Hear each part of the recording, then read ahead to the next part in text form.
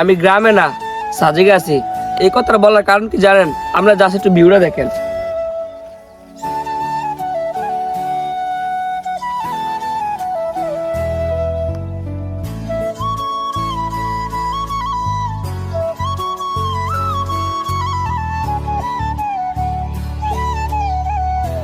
Guys দেখছেন পুরো সাজেকে নালি ভিউ।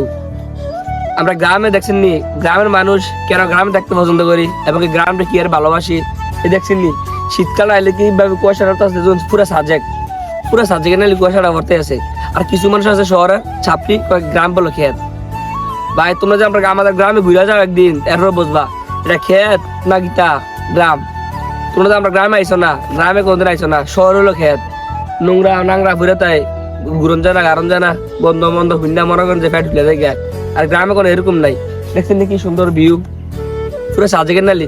যদি একটা ফার হইতো পুরো সাজে গেছি আমরা, যখন সাজে গেছি আর কিছু লাগলো নালি। এমনি কুয়াশা ভর্তা আছে। আপনারা যদি গ্রামে না ঘুরেন না আসেন, এত সুন্দর দৃশ্যটা দেখতেন না। কি সুন্দর দৃশ্য,